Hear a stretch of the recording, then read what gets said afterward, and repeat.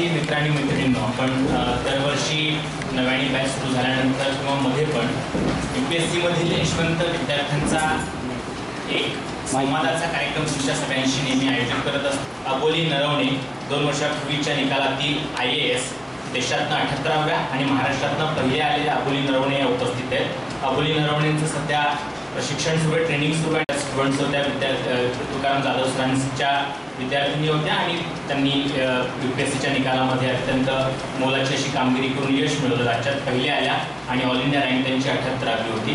Political science त्यांचा optional होता. तर मी सर्वप्रथम तुकाराम जाधव सरांना विनंती करतो की त्यांनी अबोली नरवणे यांचं स्वागत करावं, कारण सगळे जॉईन केल्यानंतरचा याआधी ज्यावेळी त्यांचे सत्कार आपण केले त्यावेळी त्या जॉईन करायच्या आधीचे सगळे सत्कार होते आणि जॉईन केल्यानंतरचा पहिला सत्कार या ठिकाणी आता होतोय.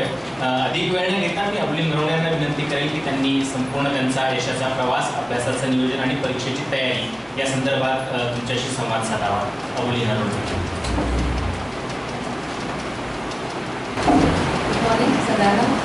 सगळ्यात पहिल्यांदा मी सरांना थँक्यू म्हणते की मला त्यांनी आज ते बोलावलं. सगळ्या UPSC एस्पायरंटशी बोलायला आम्हाला सगळ्यांनाच काय खूप आवडतं. बिकॉज आता एकदा सर्व्हिसमध्ये गेल्यावरती आम्हाला असं फक्त ते दिवस आठवतात की प्रिपरेशन आणि प्रिपरेशन नाही. सर्व्हिसमध्ये गेल्यावर मी सांगते की preparation is the most beautiful time of your career as a civil servant. कारण त्याच्यात आपण इतक्या गोष्टी त्याच्यातच शिकलेलो असतो की त्या आपल्याला ट्रेनिंगमध्ये खूप युजफुल असतात. So this is the best time आणि त्यामुळे मला तुमच्याशी बोलायला आज संधी मिळते याचा मला खूप आनंद होतो आहे.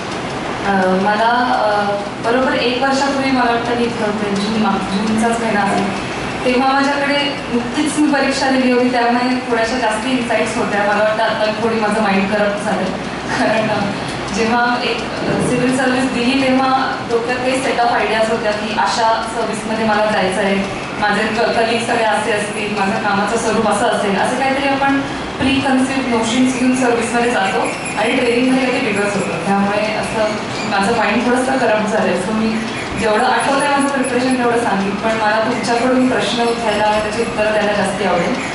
ट्रेनिंगबद्दल पण तुम्हाला काही विचारायचं असेल तर विचारू शकता, कारण खूपच मजा केली आम्ही 9-10 महिने. सो मला ती मजा पण तुमच्याशी शेअर करायला आवडेल.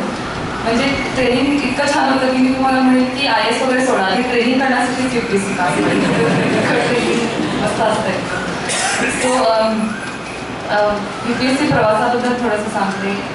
माझे एकूण 3 अटेम्प्ट दिले होते. माझं ग्रॅज्युएशन इकॉनॉमिक्समध्ये झालं आहे, फर्ग्युसनमधून मी केलं होतं. साधारण मी त्या कॅटेगरीतली होते की शाळा झाल्यावरच मला माहिती होतं मला UPSC द्यायची, म्हणून मी आर्ट्स घेतलं वगैरे. ही जी एक कॅटेगरी असते त्या कॅटेगरीत मी होते.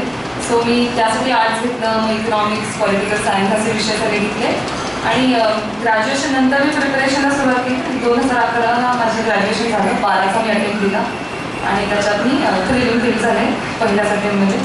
तर सांगायचा मुद्दा असा की तुम्ही कितीही, आणि काही लोक तुमच्यातले असतील ते बरेच वर्ष प्रिपेअर करतायत, काही लोक तुमच्यातले असे असतील ज्यांना बरेच वर्ष शाळा कॉलेजामध्ये टॉपर राहायची सवय आहे. सो सगळ्यात सुरुवातीलाच असं डोक्यातून काढून टाकावं प्रिपरेशनच्या सुरुवातीलाच तुमची बॅकग्राऊंड, तुमचे आत्तापर्यंतचे मार्क, तुम्ही किती वर्ष अभ्यास केला आहे, तुम्ही कुठून अभ्यास केला आहे, याचा कसलाही काहीही फरक तुमच्या फर्स्ट अटेम्प्टवर पडत नाही.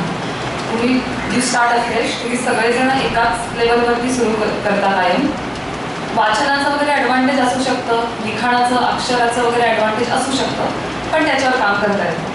तर कोणाच्या डोक्याचे ग्रजेस असतील की मी आत्ता आजवर मी 70%च मिळवलेली आहे, 60%च मिळवणारा मुलगा आहे, तर मी कसं, तर ते प्लीज डोक्यातून काढून टाका.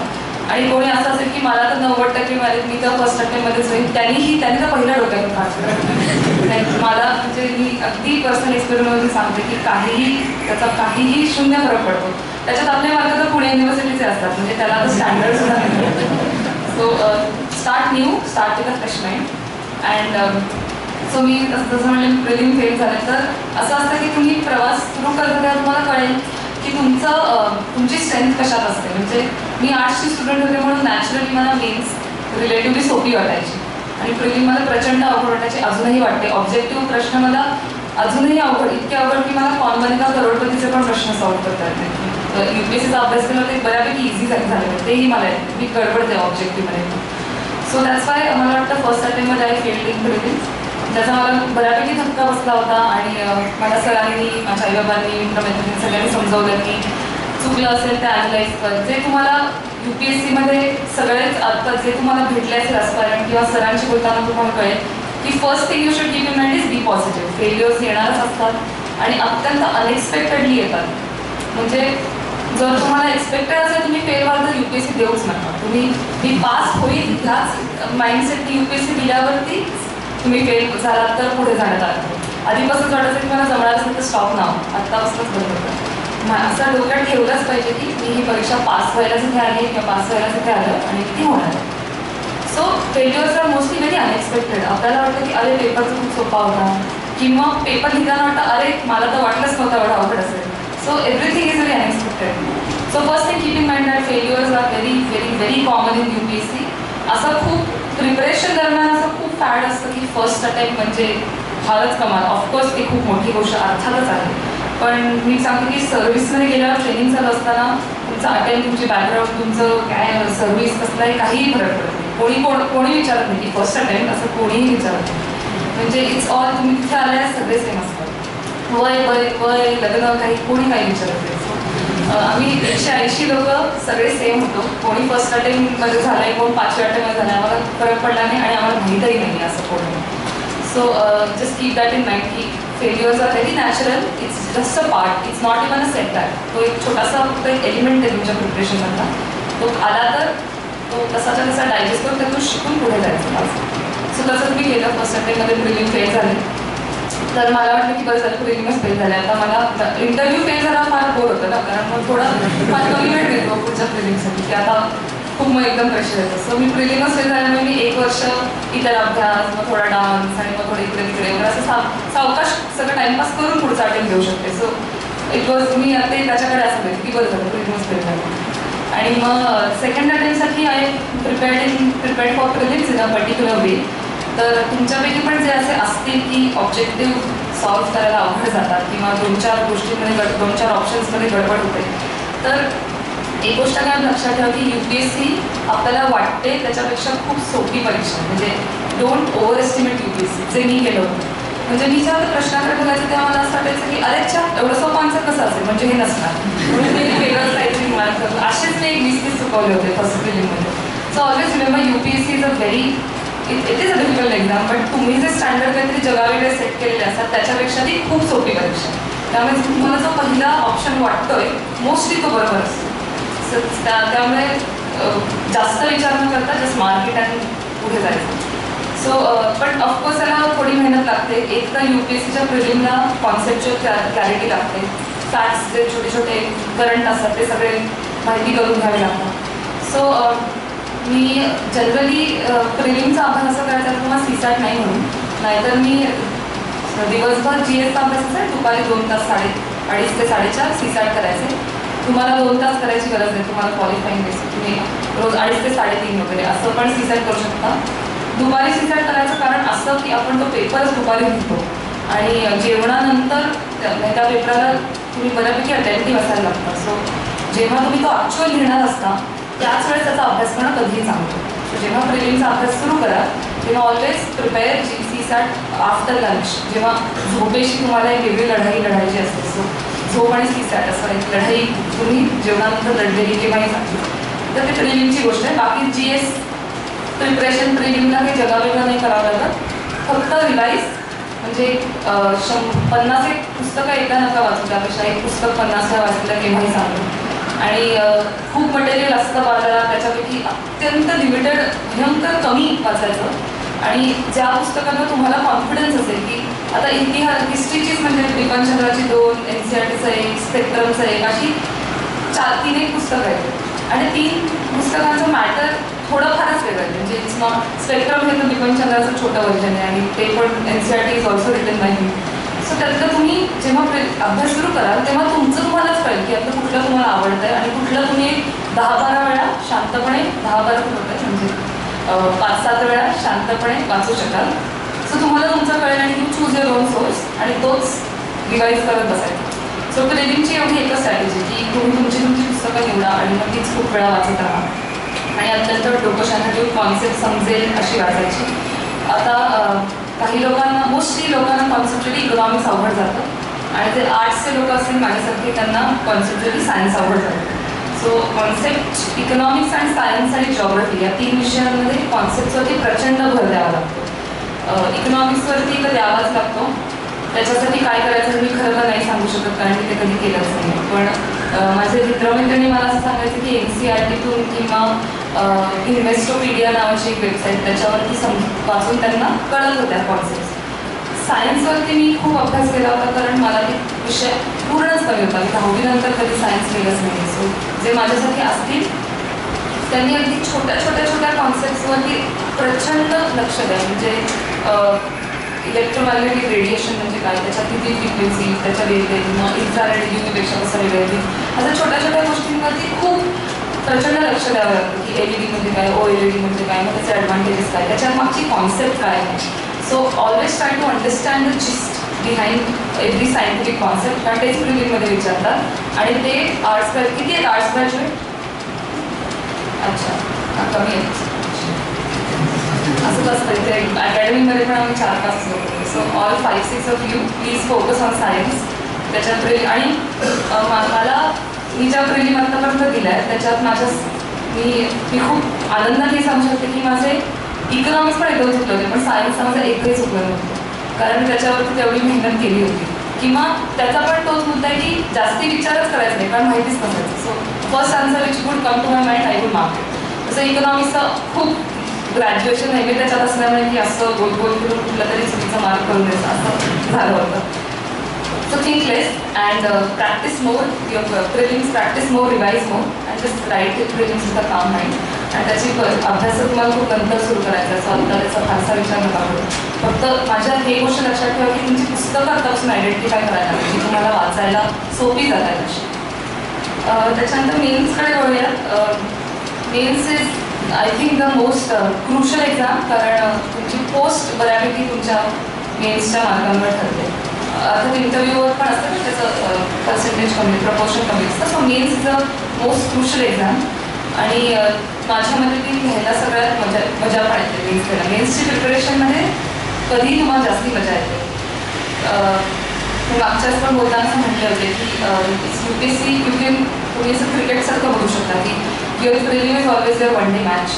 You play 2 innings GSMC sat आणि mains is always like your test match. You play for 5 days.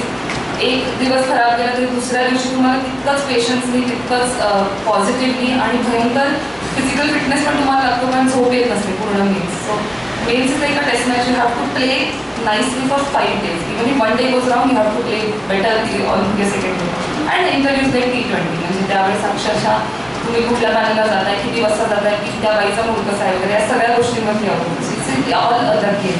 So it's like cricket only. So mains जसं test match is the most important form of cricket, mains is the most important form of UPSC. आणि ती माझ्यामध्ये मेन्सचं preparation ही खूप मस्त गोष्ट असते because तुम्ही मेन्सच्या प्रिपरेशनच्या आधीच जे असतात तुम्हाला 6-7 महिन्यात कळेल की तुम्ही एकूण अंडरस्टँडिंग, जगाचं अंडरस्टँडिंग, आजूबाजूला घडल्या घडणाऱ्या गोष्टींचं अंडरस्टँडिंग, विचार करायची पद्धत, ह्या सगळ्याच गोष्टी तुमच्या एक स्टेप इम्प्रूव्ह झालेल्या असतात. तुम्हाला स्वतःच जाणवेल जर तुम्ही तितकं मनापासून प्रिपरेशन केलं तर. सो 6-7 महिन्यात तुम्हाला जाणलं तर you become a different individual because you have to read so many things. You have to read so many things आणि नुसतं रीड नाही, तुम्हाला त्याच्यावरती विचार करावा लागतो. त्यामुळे तो एक माणूस म्हणून पण तुम्हाला खूप बदलणारा प्रवास आहे मेन्सचं प्रिपरेशन. त्यामुळे तो खूप शिस्तबद्ध करायचा. म्हणजे आता असं आहे की मेन्सच्या प्रवासामध्ये तुम्हाला तुमच्या स्ट्रेंथ आणि विकनेसेस बघावे लागतात. म्हणजे I always played on my strength and I always try to neutralise my weaknesses. म्हणजे विकनेसेस ही अशी गोष्ट आहे की ती आपण विकनेसेसबद्दल ओव्हर आयडियालिस्ट असून चालत नाही. म्हणजे तुमच्यात कोणी असं असेल की इंग्लिशबद्दल फार कॉन्फिडन्स नाही तर तुम्ही स्वतःकडून असं एक्सपेक्ट करू नका की मी 6-7 महिन्यात इतकं इंग्लिशवरती काम करीन की मी इंग्लिश लिटरेचरवाल्या माणसाबरोबरच्या बरोबरीला कुठेतरी जाऊन थांबली. Never be idealist about your weaknesses. म्हणजे माझा विकनेस आहे की मी लहानपणापासून वाचन फार केलेलं नाही किंवा फार असं फॅक्च्युअल गोष्टी, क्विज वगैरे खेळणारे जे लोक असतात त्यांना तशा फॅक्ट्स पटपट माहिती असतात किंवा इन जनरल नॉलेज या बाबतीत मी फार काम लहानपणापासून केलं नाही बिकॉज माझी इन्क्लिनेशन्स वेगळी होती. सो त्यामुळे मला माहिती आहे की हा माझा विकनेस आहे की काही गोष्टी काही लोकांना नाही वाचाव्या लागत, त्याही मला वाचाव्या लागणार. तर मी कधी असं नाही स्वतःला सांगितलं की इतकं वाचन कर की तू कुठेतरी भयंकर क्विज मास्टरच्या लेवलला जाऊन थांबशील. Never expect too much from. Weaknesses आहे, ओळखायचे, त्याच्यावरती बेसिक काम करायचं की काही नाही, मला ज्या गोष्टी नाही माहिती आहेत त्या राहू दे, आत्ता त्या मला माहिती करून काही होणार नाही. जेवढ्या UPSCला पाहिजे तेवढं नॉलेज मी स्वतःला मिळवून बाकीचं सोडून देईन. तर असं खूप लोक करतात की वाचायला लागतात, की अवांतर वाचन करायचं आणि त्याच्यात रमून जातात आणि मग UPSCला तेवढं वाचनाची तेव्हा गरज नसते. सो जसं तुमचं विकनेस किंवा हँडरायटिंग हा तुमचा विकनेस असेल तर असं एक्सपेक्टच करू नका की उत्तम तुमचं हँडरायटिंग होईल की अगदी मोत्यासारखी अक्षरं वगैरे असं एवढं एक्सपेक्ट नाही करायचं. बेसिक प्रेझेंटेबल करून थांबायचं. So identify your weaknesses and try to work on them. Of course, you have to work on it, but never be too idealistic about it. It can be English, it can be your language in general, it can be your preparation, it can be your heart, it can be your ability by patience असेल की 2 तासातच patience संपतो अभ्यासाचा वगैरे, तर तो 3-4 तासावर आला तरी पुरतो. तो 8 तासावर त्यांची गरज नसते. 3-4 तास करायचा, टाइमपास करायचा, परत 3-4 तास करायचा, एवढा पुरतो. But at the same time strengths, playing on your strengths is very important. की तुम्ही UPSC पास फक्त तुमच्या स्ट्रेंथमुळे होता, कारण सगळे लोक सेम गोष्टी वाचतात, सगळे लोक सेम लोकांशी कॉम्पीट करतात, सेम वेळ सगळ्यांना प्रिपरेशनला मिळालेला असतो. So only thing which will get you through the examination is your strength. That's it. So very important, identify your strengths from now. आत्तापासून विचार करायला लागेल की तुमच्याकडे कुठली गोष्ट आहे जी कदाचित इतरांपेक्षा रिलेटिव्हली तुमच्याकडे बेटर आहे. सो माझा एक्सपिरियन्स सांगायचं तर आय ऑलवेज प्लॅन व्हेरी वेल. म्हणजे मी असं ठरवलं की हा माझा प्लॅन आहे पुढच्या 1 आठवड्याचा, तर तो माझा इम्प्लिमेंट होतो काय. So this is my strength. If I give my self a plan, I always implement होतो. सो मी त्यामुळे मी तसा अभ्यास करायचा की सकाळी उठल्यावर नाही ठरवायचं की आज मला काय वाचावं असं वाटतंय. काही लोक असं करतात की हवा तसा अभ्यास करायचा आणि ते पास होतात. माझं खूप चांगल्या मार्क म्हणजे आता टॉप 10मध्ये माझी एक मैत्रीण आता ह्या वर्षी माझ्या बॅचची, ती असं अभ्यास करायची की रोज सकाळी उठून काहीतरी वाचायचं, काही ठरवायची नाही ती उद्या काय वाचायचं, बट स्टील शी कुड clear because that's her way of study.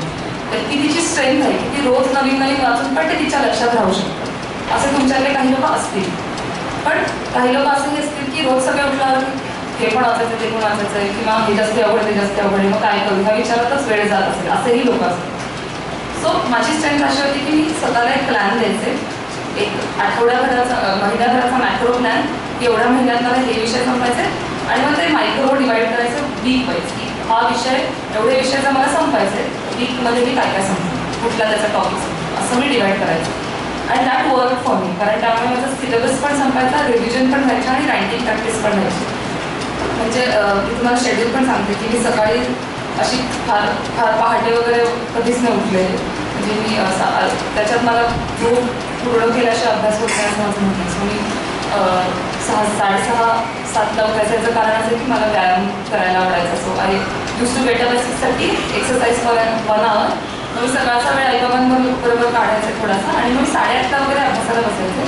आणि सकाळचा स्लॉट 8:30 ते 12 असा माझा असायचा, जेव्हा मी GSचा अभ्यास करायचा. मग तो GS 1, 2, 3 1, 2, 3 असा मी वीकली डिवाईड केला होता. एक वीक GS 1, दुसरा वीक GS 2, तिसरा वीक GS 3, परत चौथा वीक GS 1 असा मी डिवाईड केला होता. कारण GS 4चा अभ्यास नाही करावा लागेल माझ्या, मग मी तो वेगळ्या प्रकारे करायचंच नाही असं नाही, वेगळ्या प्रकारे करायचं.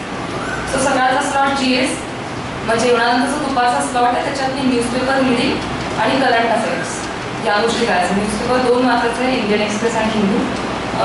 इंडियन एक्सप्रेसच्या फक्त न्यूज, हिंदूचे फक्त आर्टिकल्स. इंडियन एक्सप्रेसचे पण आर्टिकल वाचायचे, पण हिंदूचं मी बाकी काही नाही वाचायचं एक्सेप्ट आर्टिकल्स आणि शेवटचं पाठ. 2 न्यूजपेपर 1.5 तासात. सो माझ्या मते न्यूजपेपरला 1.5 ते 2 तासापेक्षा जास्त वेळ नाही दिला पाहिजे. ते कसं हे सगळ्यांची बोलून तुम्हाला कळेल की न्यूजपेपर रीडिंग कधीतरी 3.5-4 तास लांबतं, which is not a good thing. याचा अर्थ तुम्हाला कळत नाही की काय नाही वाचलं पाहिजे. जर तुम्ही 3.5-4 तास वाचता, याचा तुम्ही अशा गोष्टी वाचता ज्याची काही गरज नाही आहे. सो न्यूजपेपर जर तुम्ही न्यूज एकच ॲनालाइज करा की यातल्या कुठल्या न्यूज तुम्हाला खरोखरी परीक्षेला उपयोगाला येणार आहे, तुम्हाला फक्त 7 ते 8 न्यूज सापडतील. So you have to be able to eliminate what you should not read. So that's why 1.5 ते 2 तास फक्त न्यूजपेपर वाचायचा. त्याच्यानंतर अजून एक दोन तास बाकीचे करंट अफेअर किंवा न्यूजपेपरनंतर आपली कुठली कॉन्सेप्ट सापडली नव्हे तर ती गुगल करून लगेच नोट्स काढून ठेवायच्या. सो मी न्यूजपेपरच्या नोट्स काढायचे geography, history, science, economics, environment अशा सेक्शन्समध्ये. आणि मग जर नवीन कुठली कॉन्सेप्ट आली असेल न्यूजपेपरमध्ये तर त्याच्याबद्दल थोडंसं गुगल करून लिहून ठेवायचं. सो असा मी करंट अफेअर्सचा अभ्यास करायचा दुपारच्या स्लॉटमध्ये 3-1 तास, 3-3.5 तास, 4पर्यंत वगैरे. Then I use to take a tea break or कोणी मित्रमैत्रिणींना भेटायचं, टाइमपास करायचा थोडा वेळ. मग परत 5:30ला बसायचं मी आणि 5:30ला ऑप्शनल संध्याकाळी बी करायचे. त्याचं कारण असं आहे की मला खरोखरी आवडायचं पॉलिटिकल सायन्सचा अभ्यास करायला. आणि मग संध्याकाळसारखा सगळ्यात दिवसाचा सगळ्यात मस्त वेळ जर कुठल्या विषयाला द्यायचा असेल तर तो पॉलिटिकल सायन्स असेल अशी माझी इच्छा होती, कारण मला खरोखरी तो विषय आवडायचा. संध्याकाळ 5:30 ते 8 वगैरे पॉलिटिकल सायन्सचा अभ्यास, किंवा मी सरांना पण कधी भेटायला आले तर मी मोस्टली संध्याकाळी यायचे, जो मी पॉलिटिकल सायन्ससाठी ठेवलेला वेळ असायचा. So I use to study optional in the evening and then डिनरनंतर मी काही करायचं नाही. तो स्लॉट मी स्वतःसाठी फ्री ठेवला होता. मोस्टली मी माझ्या 2 मित्रांबरोबर ग्रुप डिस्कशन करायचो आम्ही तिथं, किंवा मी कधी कधी कुठला तरी टी व्ही शो बघायचे, कुठला राज्यसभा टी व्हीवरती जे येतात ते बघायचे, किंवा असंच कुठला तरी आज विषय आज ऑप्शनल मनासारखा झाला नाही किंवा GS मनासारखं झालं नाही तर ते रात्री करायचं. सो रात्रीचा slot I use to keep flexible, किंवा कारण तेव्हा आपला माइंड किती वर्क करतो आपल्याला माहिती नसतं. तर तेव्हा आपण स्वतःला असं काही अवघड तास देऊन ठेवला की आज रात्री मी हिस्ट्रीचं पूर्ण मॉडर्न इंडिया संपली असं आपण रात्री लिहून ठेवलं तर ते पूर्ण होत नाही, कारण रात्री तेवढा ब्रेन आपला वर्किंग नसतो. मग फ्रस्ट्रेशन येतं की मी ठरवलं होतं ते माझं झालं नाही. सो रात्री काहीतरी सोपा टास्क द्यायचा टाइम स्वतःला जो पूर्ण होऊ शकतो. So this is how I use to study. इतकं माइंडफुल प्लॅनिंग करायचं आणि ते माझं व्हायचं वर्कआउट, कारण मी रिअलिस्टिकच करायचं की एवढंच माझं होऊ शकणार आहे तर तेवढंच मी करेन. आणि त्याचं पूर्ण व्हायचं त्यामुळे मला शांत झोप यायची की आज मी जे ठरवलं होतं ते माझं झालं. आणि तुम्हाला वाटत असेल की किती तास अभ्यास होत आहे वगैरे, तर मी कधीच असं म्हणत नाही की 12 केला का 14 केला का 8 केला का 3 केला. मी असं ठरवायचं की दुपारच्या स्लॉटमध्ये मी जे ठरवलंय ते झालं की मी थांबायचं, की मी काही नाही करायचं. म्हणजे पिक्चर बघायचे किंवा काय TV बघायचे, फिरायला जायचे, इतक्या मी टाइमपास केलेला आहे. त्या दिवशी ठरवलेलं झाल्यावर मी पूर्ण चिल करायचं. सो असं मला माझ्या ह्या गोष्टीवर अजिबात विश्वास नाही की तुम्ही कितीतरी तास अभ्यास करावा लागतो. तुम्ही ठरवलंय तेवढं तुम्हाला करावं लागतं आणि ते तुम्ही सिन्सिअरली केलं तरी होतं. आता ह्या एक महत्त्वाची गोष्ट म्हणजे कंटेंट वाचण्याबरोबर तुम्हाला रायटिंग प्रॅक्टिस करावी लागते मेन्ससाठी, जी शक्यतो रोज करावी. जी मी तर तुम्हाला दुपारचा स्लॉट म्हणजे जेव्हा मी करंट अफेअर करायचं तेव्हा मी एक एसे घ्यायचे एसे किंवा मी एसेचा माइंड मॅप काढायचा. माइंड मॅप म्हणजे काय तुम्हाला कदाचित सांगते, एसेचं सेशन होईल तेव्हा रोज ऑल्टरनेट डेज मी एक एसेवरती काम करायचे. कारण मला तर पहिल्या अटेम्प्टमध्ये मी जेव्हा IRS मला मिळालं होतं तेव्हा मला एसे खूप घाण मार्क होते. तसं दुसऱ्या अटेम्प्टमध्ये मला घाणच मार्क होते, पण थोडेसे एक 5% सुधारले होते. माहिती नाही मला म्हणजे एसेत मला का कमी मार्क आले. मला कधी मग UPSC तुम्हाला असे काय प्रश्न पडतो की हे मला काय म्हणजे इंटरव्ह्यूच्या मार्क्सकडे बघून प्रश्न पडतो की हे मला कसे मिळाले, किंवा एसेकडे बघून मला काय वाटतं की इतके कमी कसे मिळाले. They are always your puzzles. So मी एसेवरती थोडं दुपारी काम करायचं आणि पॉलिसाईज तर मी रेग्युलर घ्यायचे. बरेच पेपर मला सरांनी सोडवायला दिले होते की सर सांगतील तसे बदल करायचे.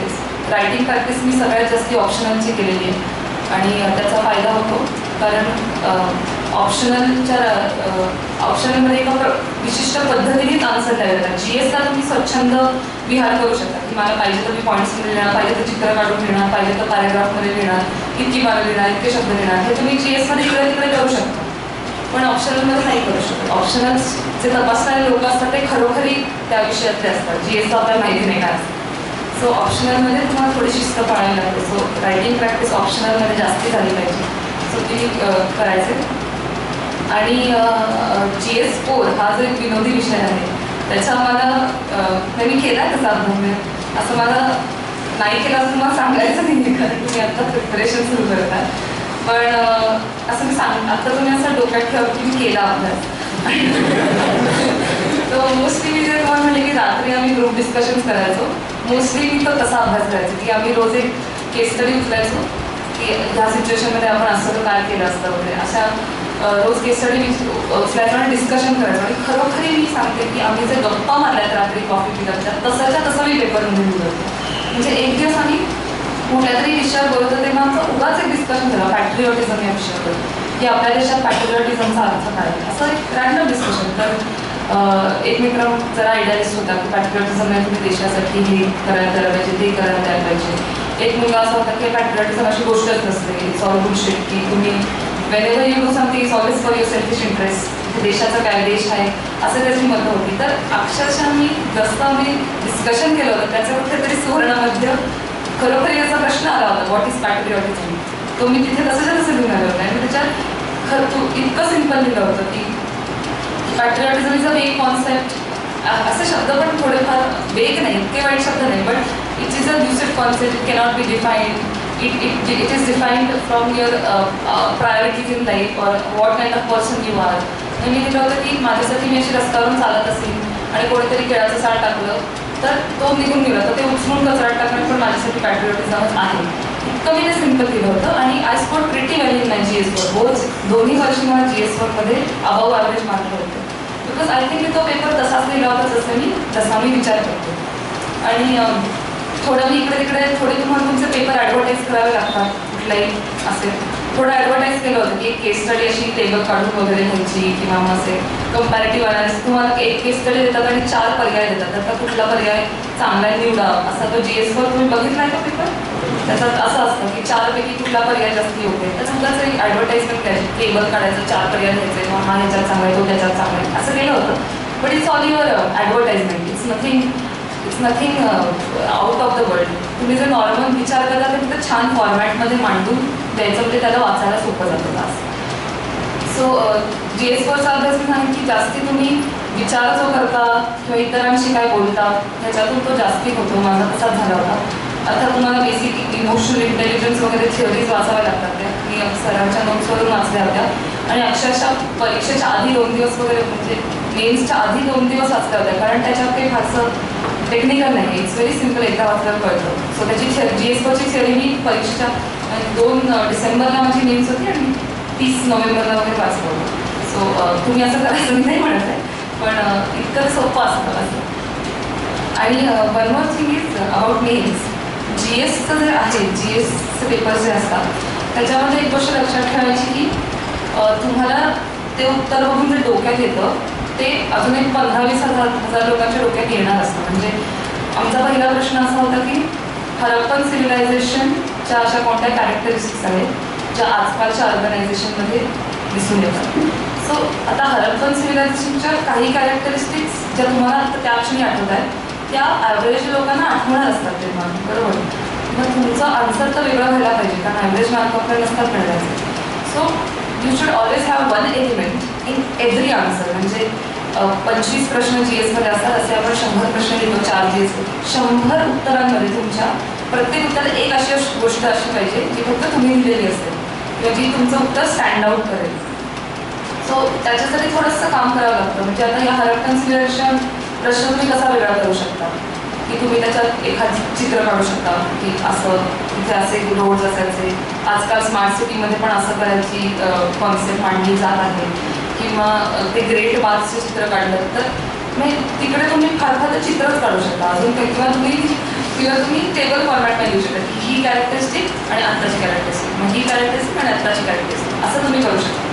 So always presented in a different way or write something which is okay. आता जो GS2चा पेपर असतो त्याच्यामध्ये तुमचं वेगळेपण कसं दिसेल की समजा ज्युडिशियल ॲक्टिव्हिजमवर काही आलं किंवा डेलिगेटेड लेजिस्लेशन अशा कुठल्या विषयावर काही आलं तर you can always write 1 case study किंवा एखादं सुप्रीम कोर्टाचं जजमेंट. आता तुम्ही सरांच्या पण नोट्स वाटल्या तर सर बरेच जजमेंट्स देतात की according to this judgment supreme कोर्टाने असं सांगितलं होतं वगैरे वगैरे. सो ती नावं फक्त लक्षात ठेवायची आणि अक्षरशः तुम्ही अशी ओढून ताणून त्याच्यात लिहिली तरी चालतात. म्हणजे त्याच्यावरती प्रश्न नसेल तरी ती उगाच केस स्टडी लिहिली तरी हरकत नाही. But that will help them understand की you have understood the topic, you are working on it in your mind. So GS2मध्ये केस स्टडीजचा उपयोग होतो किंवा केस लॉज, सुप्रीम कोर्टाचे जजमेंट्स त्याचा उपयोग होतो. GS2मध्ये तुम्ही कोट्स लिहू शकता गव्हर्नन्सवरती चांगल्या चांगल्या लोकांचे. GS2चं उत्तर तुम्ही कोट्सने सुरू केलं तर त्याचा बराच चांगला, मला GS2 सेकंड अटेम्प्टला मी असं केलं होतं, मला चांगले मार्क होते कारण मी कोट्स बरेच दिले होते. आणि GS3मध्ये सायन्समध्ये मी नाही सांगू शकत काय करू शकतात, कारण मी एकदम बेसिक घ्यायचं आहे. इकॉनॉमिक्समध्ये चांगली गोष्ट म्हणजे समजा कुठला प्रश्न आला त्याच्यात कुठली तरी इकॉनॉमिक कॉन्सेप्ट असेल, नॅशनल इन्कम किंवा पॉवर्टी किंवा एम्प्लॉयमेंट अशी कुठली कॉन्सेप्ट असेल तर त्याचे लिंकेजेसमध्ये चित्र असतं इकॉनॉमिक्समध्ये कायम तुम्हाला सापडेल की income increases, employment increases, disposable income increases, that's why demand increases, so poverty reduces. असं एक सायकल तुम्हाला इकॉनॉमिक्सचा अभ्यास करताना सापडेल, कुठल्याही पुस्तकात सापडेल किंवा नेटवर सापडेल. सो कुठल्याही इकॉनॉमिक्समध्ये प्रश्नाला तर एक असा फ्लोचार्ट काढून ठेवायचा आणि मग सांगायचं की या फ्लोचार्टमध्ये ह्या एलिमेंटशी आम्ही आता त्यामध्ये डील करणार आहोत आणि मग त्याचं इतर एलिमेंटशी काय कनेक्शन आहे वगैरे. So in economics you can connect your idea with other ideas and that will help you to make your answer different. किंवा अजून एक गोष्ट म्हणजे इकॉनॉमिक्समध्ये always try to write a scheme किंवा GS2 मध्ये पण तुम्ही जी परीक्षा देता ती इंडियन गव्हर्नमेंटमध्ये ॲडमिनिस्ट्रेटर करायला देत आहे. सो तुम्हाला इंडियन गव्हर्नमेंटच्या पॉलिसीज माहिती असल्या पाहिजे. सो GS2 आणि GS3 मध्ये प्रत्येक उत्तरामध्ये एक गव्हर्नमेंटची स्कीम दिलेली कधीही useful असते. That means you have understood the institution for which you are appearing, right? So it's always good to write one scheme or one policy or any decision taken by the government. So this is about means that you apart from your preparation, how you advertise your paper. हा घाण शब्द आहे. Advertise हा घाण शब्द आहे, but keep that in mind that you have to advertise your paper in some way or the other. ऑप्शनलमध्ये advertise नाही करायचं. ऑप्शनल तुम्ही मनापासून जितका लिहाल ते चांगले मार्क मिळतातच असा माझा विश्वास आहे की दोन्ही ऑप्शनचे पेपर दोन्ही वर्षी खूप मनापासून लिहिले होते आणि मला खरोखर तो विषय कळला होता असं मला जाणवत होतं. सो ऑप्शनलमध्ये never advertise. If you understand your option you will always go well. Always make an effort to understand your optional mode. आणि एसेबद्दल नाही मी सांगत, मला दोन्ही वर्षी घाण मार्क होते. फक्त सगळे आस्पेक्ट कव्हर करायचे वगैरे ते एसेमध्ये तुम्हाला जशी सेशन होती तसं तुम्हाला कळेल.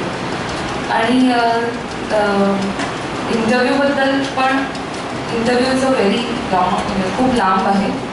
काही लोक असे असतात की आत्तापासूनच खूप एक्सायटेड असतात की प्रिलिमिनरी झाल्यावर मला इंटरव्ह्यू द्यायचा आहे. वा इट्स अ वंडरफुल एक्सपिरियन्स आहे. ॲक्सेप्ट की सगळ्यात मजा इंटरव्ह्यूमध्ये येते. मला खूप विनोदी वाटतं लोकांनी UPSCच्या इंटरव्ह्यूचं एवढं काय कौतुक असतं. म्हणजे मी एकदा नुकतीच पास झाल्यावर मला एक मेसेज आला फेसबुकवरती की मॅडम मी आत्ता फर्ग्युसनमध्ये आहे फर्स्ट इयरला आणि मी सेकंड इयरला इकॉनॉमिक्स MA करणार आहे MBA करणार आहे, पण मला ऑप्शनल पॉलिटिकल सायन्स घ्यायचा आहे तुमच्यासारखा. तर मला इंटरव्ह्यूमध्ये असं विचारलं की तुमचं ऑप्शनल पॉल सायन्स काय तुमचं ग्रॅज्युएशन इकॉनॉमिक्समध्ये असेल तर मी काय उत्तर दिलं. हा मुलगा SY होता आणि हा मला UPSC इंटरव्ह्यूमध्ये असा प्रश्न त्यावेळेस विचारत होता. तेव्हा मला कळलं की केवढी क्रेज लोकांच्या इंटरव्ह्यूची असते. तर इतकं काही बिग डील नाही आहे इंटरव्ह्यू, नाहीच आहे. It's a fun interview. हा एक अशी अपॉर्च्युनिटी आहे की तुम्हाला केवळ एक एक्झाम 5 दिवसांची पास केल्यामुळे इतकी फालतू गोष्ट नाही. You just pass an exam and you get a chance to represent yourself in front of 5 brilliant minds in India. So interview ही फक्त एक अपॉर्च्युनिटी असते, खूप मस्त. आणि त्याच्याकडे तसंच बघा, म्हणजे इंटरव्ह्यू काही लोकांची पर्सनॅलिटी असते तशी की ते बोलून लोकांना इझिली इम्प्रेस करू शकतात. लँग्वेज असेल किंवा विचार असतील किंवा एक बोलण्यातून जाणवणारी मॅच्युरिटी असेल. तुम्हाला तुमच्यातलेच काही जण असं जाणवतील की कदाचित मार्क चांगले मिळत नसतील परीक्षेत, पण बोलण्यात खूप इम्प्रेसिव्ह असतात. असे आपल्याला खूप लोक पॉलिटिकल लीडरची नावं नाही घेत की no substance but only oration असे नावं नाही घेत, बट असे खूप लोक असतात की बोलण्यातून इम्प्रेस होतात. सो त्या लोकांना इंटरव्ह्यूबद्दल इंटरव्ह्यूकडून खूप अपेक्षा असते, जी असणं साहजिक आहे. बट ऑलवेज रिमेंबर की इट्स जस्ट अन अपॉर्च्युनिटी. आणि त्याच्याकडे तसंच बघा की मी इथे फक्त माझे विचार की why I should become an administrator हे सांगायला 5 लोकांना इथे हे सांगायला आले किंवा आले. तर तितकंच शांतपणे as a student very with a lot of humility खूप हंबलपणे इंटरव्ह्यू हँडल करायचा. म्हणजे कुठेही असं नाही दिसलं पाहिजे की मी तर ह्याचं पर्सेंटेज वाढ आता बघाच असं कुठेच नाही दिसतं. कारण असे खरं माझ्या बॅचमध्ये असे काही लोक आहेत ज्यांना प्रश्न पडतो की मला इंटरव्ह्यू थोडे कमी मार्क कसे मिळाले. कारण ते एक्सिलेंट ओरेटर्स आहेत, त्यांना बोलता नाही, पण आपल्याला खरोखरी असं की वाव काय मस्त प्रेझेंट करतोय पण इंटरव्ह्यू कमी मार्क, कारण हा प्रॉब्लेम होता सगळ्यांचा. त्यांनीच ॲक्सेप्ट केलं की हा प्रॉब्लेम होता, की आम्हाला असं वाटायचं की इंटरव्ह्यूज माहिती एकदा झालं की झालं.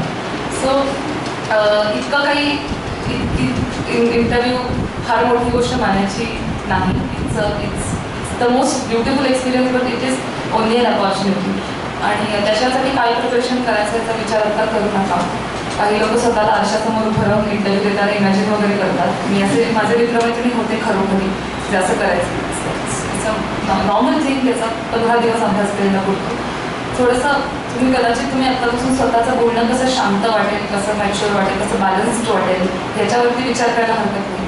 पण बाकी just normal one day, it's a T20 match. तुम्ही खूप छान खेळला तरी तुम्ही हरवू शकता.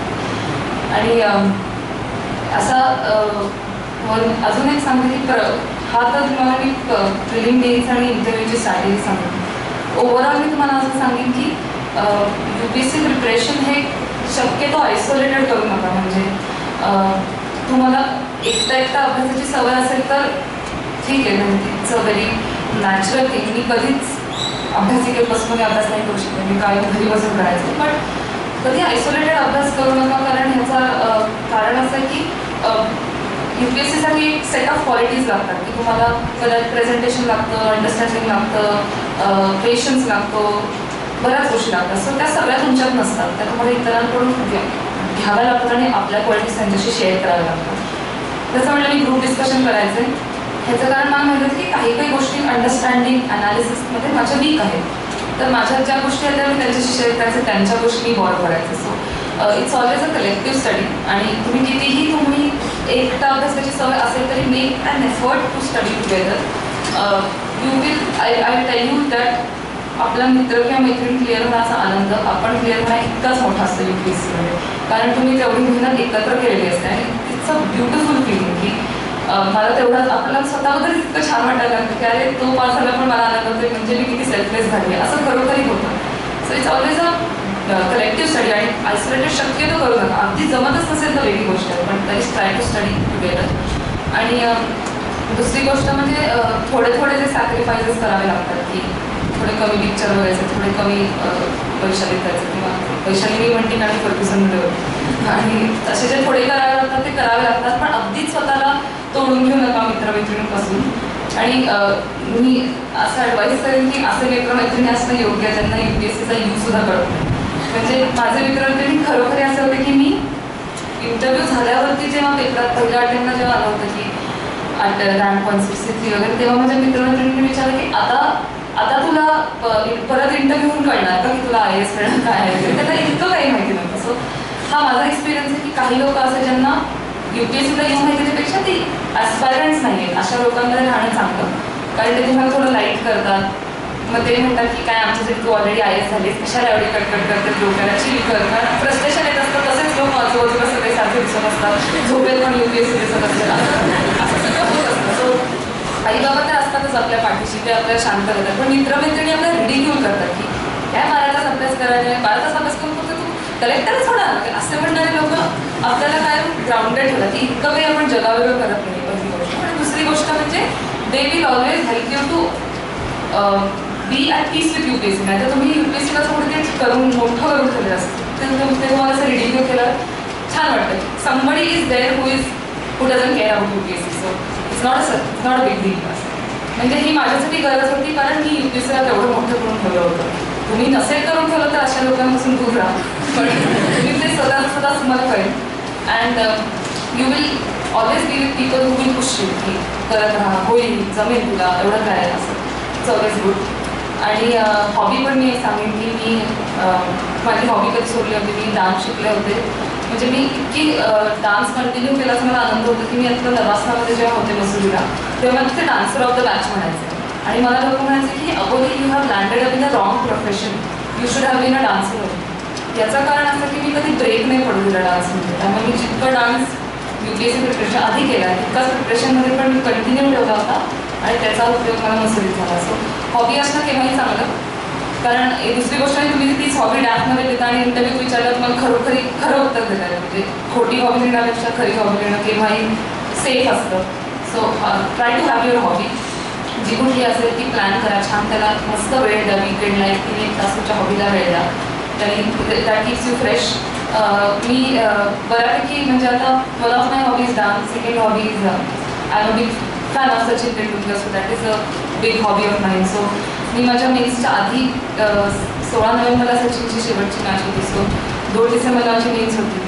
तर जेव्हा मला कळलं, मी इथेच बसले होते मला वाटतं सर किंवा आपल्या फर्ग्युसन रोडला सर आमचा क्लास घेत होते, जेव्हा मला मेसेज आला की सचिन तेंडुलकर डिक्लेअर्स हिज रिटायरमेंट आणि 14 नोव्हेंबर मॅच वानखेडेला होणार आहे. ती आधी वेस्ट इंडिजला होणार होती, ती वानखेडेला होणार आहे. सो मी अशी तेव्हाच मी ठरवलं की आत्तापासून मी असा अभ्यास करेन की ते 5 दिवस मी काहीही करणार नाही, कारण ते प्लॅनच असा काय की इतरांपेक्षा मला 5 दिवस कमीच मिळणार आहेत अभ्यासाचे. And I went to Wankhede and watch that entire match for 3 days. म्हणजे हे वेळेपणाच लोक म्हणले की मेन्सच्या आधी 15 दिवस मुंबईला जाऊन मॅच बघणार होते असं, पण मी ते केलं होतं कारण that is something which I know will come on the ones आणि that will keep me happy. So मी ते केलं आणि त्याचा मला खरोखर उपयोग झाला, कारण मला आयुष्यभर वाईट वाटत असतं की ही एवढी इम्पॉर्टंट मॅच कशी नसते. सो मी असं तुम्ही करा असं मी नाही म्हणणार अगदी, पण जर तुम्हाला कुठल्या गोष्टीचं एवढं पॅशन असेल तर ती मागे ठेवू नका, कारण UPSC is not your the end of your life, right? तुम्हाला बाकीचं पण नाही. So try to give some time to your hobby आणि फॅमिलीला थोडा वेळ द्या, आईबाबांशी टचमध्ये राहा and keep yourself positive. Yeah that's it. आता तुम्हाला काही प्रश्न असतील तर मला नक्की उत्तर द्यायला आवडेल. थँक्यू.